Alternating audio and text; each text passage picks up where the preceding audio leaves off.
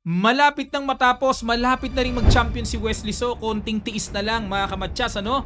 2 games na malakasan, laro ni Wesley at mamaya laro ni MVL at ni Pragnananda. Ayan, naku, mabigatan talaga. Bago natin pasadahan ang dalawang laban na ito mga kamatyas, ay sagutan muna natin ang puzzle na iniwan sa atin ng Internet Chess Club kahapon. Ito po yon. It's white to play. Congratulations sa mga nakatamang sagot. Simple lang po. King D2 para simple lang, itatabla lang o para ma-save ang game. Very important po na matutunan natin yung ganitong klasing basic king and pawn ending. Ayan, hindi lamang po siya basta middle game. Kompleto po yan from opening to end game. Merong mga puzzles dito kaya marerekomenda ko po. The best pang puzzle sa buong mundo na site, ang Internet Chess Club application. Download nyo na po ang sa inyo, no? Sa Play Store at sa App Store para sa inyong mga mobile phones. At sa computer naman, may site po nasa description below lang para makapag-download na kayo. Libre lang tong application na to. Magagamit nyo na po pang training. Ayan. Okay. Kalaban kahapon ni Wesley ay si Sam Sevian. Hindi na bago ito. Laging kalaban ni Wesley ito eh. Ang ginawa, nag D4, D5 si Wesley, C4, at nag E6, Queen's Gambit, declined ang pinasok na depensa. Nag Knight C3, Bishop E7. Naramdaman niya. Pagka ito po ang ginawa, naramdaman niya na kapag nag Knight F6 siya, maaari siyang tirahan ng Bishop G5 pin. Yung Bishop G5 variation, hindi tipo ni Wesley yun. Kaya nag Bishop E7 muna siya. Knight F3, Knight F6, at dito na po lumalanding ang bishop sa F4 kapag naka-bishop E7. Ayan talaga ang bookline, ang theory. Nag-castling, E3, at nag-C5. Ayun, no, para basag kagad sa sentro. At kinain lang, kain, A3 para mamaya mag-B4 at nag-Knight C6. Yan, sa isang banda po, yung ganitong diskarte na wini-welcome talaga yung B4. Pero pag umatras Bishop E7, mamaya babasagin. Kumbaga sige go. Pero mamaya babasagin din naman. May mga ganong teknikan sa chess, ano? Kaya hindi nag B4 dito eh. Nag Queen C2 lang at nag Queen A5. Ayun, okay, abang-abang talaga sa B4. Hindi po pwede mag B4 dito ha. Kakainin lang yan at nakapin yung tore. At nag Rook D1, H6 muna, okay, protection sa G5.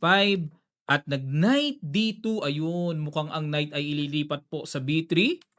Nag D4 na si Wesley, ayun, para may atake na sa kabayo. Knight B3, inatake ang reyna niya. At nag Queen B6, hindi ba matirahan ng Knight A4 to? Si Wesley at parang laglag ang bishop niya. Kinain. Ayan. O, teka muna. Teka lang, pasensya na po mga kamatyas ha. O ako mismo naguluhan dito eh. What if Knight A4? Laruin natin. Magbi-bishop B4 check. Kasi nasa isip ko lang kanina, alisin lang yung queen eh. Lalaglag ang bishop. O may bishop B4 check. Na kapag kinain po yung check na yan, queen B4, laglag din naman yung knight sa A4. Hindi mawa one piece down totally ang black.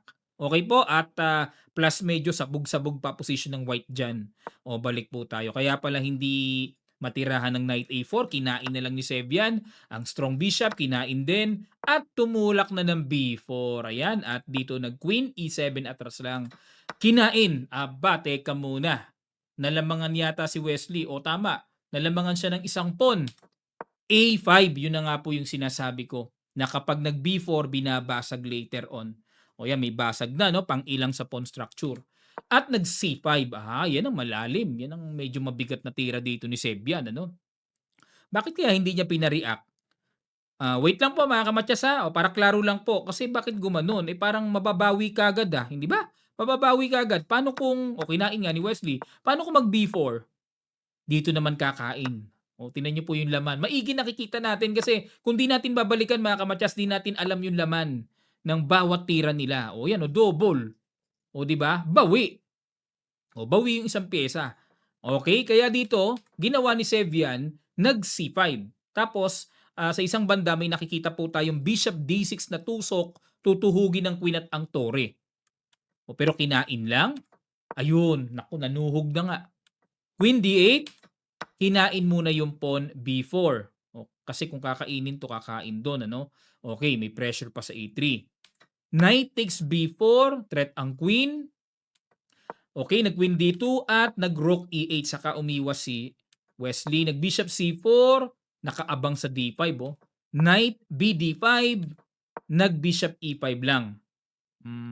Grabe yung mga piyesa ni Sebian, nasa gitna. Kinain-kain at dito po nag-queen A5. Ayun, nahuli din ni Wesley. O gusto ni Wesley walang reyna eh. O yan, kay Wesley na ako dito. Basta mga walang reyna. Talaga malakas si Wesley mag-analyze pagka ganyan.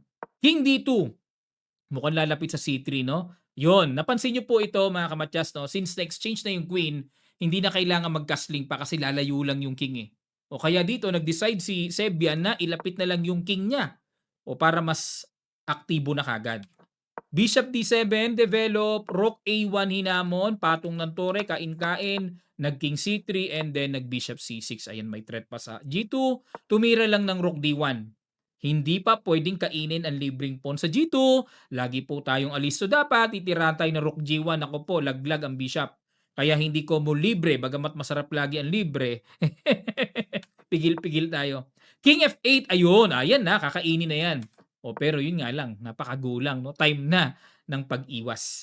At nag-King E7, King B4, okay, inirita muna yung tore. Okay, atras, Rook A8, King B4 ulit, check. At dito po, walang kahiwa-hiwaga. Tinanggap ni Wesley ang tabla. Pero actually, lagi pong sibak sa kanya yan si Sebian. Pero okay lang, wag kayong maiinis kay Wesley mga kamatyas ha. Yung tabla ay nangangahulog ang napakagandang kondisyon. Okay, nasa taas pa rin siya, hindi siya nasa gitna o nasa kulelat man na sasabihan natin. Ganyan na nga yung ang ano mo, ang standing mo, nananabla ka pa. Nasa taas si Wesley kaya okay lang, may pag-iingat 'yon, no, to stay on lead. Okay, etong isusunod natin, ito nagkasabugan. At ito talaga ang para sa akin ay nag-spark sa round na ito. Laro ni MBL at ni Pragnananda. Okay, pasadahan no? Natin. Bago tayo magsimula, palambing naman po, pasubscribe naman ang ating YouTube channel ha. Maraming salamat po. Ang ginawa ni MBL nag E4, E5, Knight F3, Knight C6. Roy Lopez ang pinasok, nag A6, atras lang, Knight F6 at nag-castling. Yan, palagi na nating nakikita to. Nag Bishop C5, Archangelski, variation ng tinira. C3 para magdi-D4 at nag-castling na. Naku, mukhang preparado si Prag dito. D4 na nga ni MBL at nag-Bishop A7. Naku po, ramdam ko yung lalim. Ramdam ko yung lalim. Pinapakain yun ng libre yung pawn sa E5, oh. Pero nag-Bishop G5 lang. Kasi kung kakainin ito, may bawi din naman po Knight takes E4. Okay? O, klaro po ha. So, nag-Bishop G5 muna si MBL para yung Knight ay talagang hindi muna makapalag. Nag-H6 sinubukan kagad. Umatras lang, maintain the pin. At kinain na yung pawn sa D4. Rook E1. Ayan, teka muna. Klaruhin natin ito. Ako mismo may tanong. Pasensya na po, atras ko lang uli. What if mag-E5 na tipong parang nakapin na yung kabayo? Mauobliga ang black na tumira ng G5 tapos pwede rin pala. Oo, mahaba-haba itong exploration nito mga kamatyas. Kakainin daw yon. Tapos pagka kinain, tapos Knight takes G5 sacrifice, etc. etc. O, maganda rin pala ang puti. Maganda ang status ng evaluation bar eh. O, di ba? Pumapabor ang computer. O, ayan. Pwede yun. O, pero ginawa ni MBL, nag-Rook E1 pa siya. Okay, at ino-offer niya pa yung isang pawn na kainin talaga pero nag-D6 na dito si Prague para pigilan na yung E5 na paparating. Nag-H3 muna para walang Bishop G4 at G5 na talaga. Kinain muna yung Knight, okay. Kinain din yung Bishop. Ayun, boom, panis. Nag-sacrifice na nga ng kabayo. Yun ang malupites na bitaw ditong binibili. Yan ang mga binibili. Oo, at yan po ay napuri ng computer. Brilliant shot. Brilliant yan. Kain and Bishop takes G5. Okay, nag-sacrifice ang isang pyesa dito si MBL pero ang paparating po ay Queen F3 para ma-pressure yung underpin knight. Tapos yung king medyo natanggal yung kanyang shield. Nag-king G7. Okay, para may double protection sa knight. Kinain na. So, E5 is coming na. Nag-Queen D7. Ayun. Yun ang kahalagahan dito ng King G7 ni Prague, no? Para pag alis ng Queen, suportado kaagad ang Knight para makatakbo kaagad. Importante makatakbo kaagad yung knight, eh.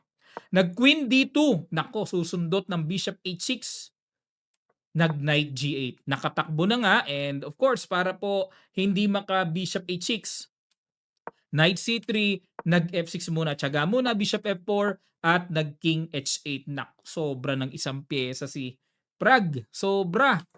Nag-rook AD1 at nag-rook F7, knight E2 at nag-rook G7. Naku po, queen takes H3 na ang paparating. Knight G3, okay? At nag-queen F7 para yung isang bishop naman makahinga. At yung knight G3 di rin basta-basta makatalon sa H5, may nagbabantay na reyna. Ang nakakatakot dito sa side ni MBL, baka hindi niya kayanin ang pag-sustain ng one piece down niya. Kailangan kasi mataas na yung level ng kapalit ng isang pyesa. 'Pag wala, parang pang mild lang, grabe. Ayun, oh, yan yung sinasabi ko na mga, ah, dapat ibigay na mga bato. One piece down na, eh, dapat magwala na. E5, okay. Kinain ng D6, kain, kain din, rook D8, okay, threat ang bishop. At nag-queen F4, dinipensahan, at nag-bishop D5, ayun, ganda ng pwesto ng bishop. Ang ganda. Kasi di makagalaw yung knight. Anytime may kain sa G2, kapag inalis po yung knight ng ganun-ganun lang, yung parang tipong gustong tumungtong sa F5. Nag-F3, pinutol kagad ni MBL. Pero bagamat yan talaga sa unang tingin ko parang safe, eh, di ba? Pero kitang-kita sa evaluation bar, yan kumbaga sa check-up, eh, yan ang talagang diagnosis, eh. Pagka ganyan ang pagka-diagnose, totoo ang laman niyan, na lamang na ang black dito. At dito ay, ayun, tumira ng queen G6. Very strong queen G6 ni Prag. Ano po ang threat dito? Kakainin yung bishop. Pag kinain, laglag ang knight. Yun ang threat kagad. Immediately. Eh hindi naman makaalis yung knight, ano? Kasi may diretsong matcha sa G2. Naku po. King H2. Ayan, para kahit paano may extra protection. So parang lalabas ay parang hindi pa effective, no? Yung rook takes bishop. At dito mga kamatsas, ayun. Naku po, ayun. Naku, isang tira lang. Grabe, puzzle na pala 'to. Puzzle na pala. Wala na rin pala. Ang tindi ng ginawang last move ni Prag, oh. Kaya puwede niyo pong ano, paki-guess niyo. Ang ganda, nakakabilib talaga, para kayo nag-solve ng matinding puzzle. Sige, sa ilang sandali lang tutuloy kaagad natin, tapos pakita ko kaagad sa inyo standing nila and yung last round pairing nila. Start!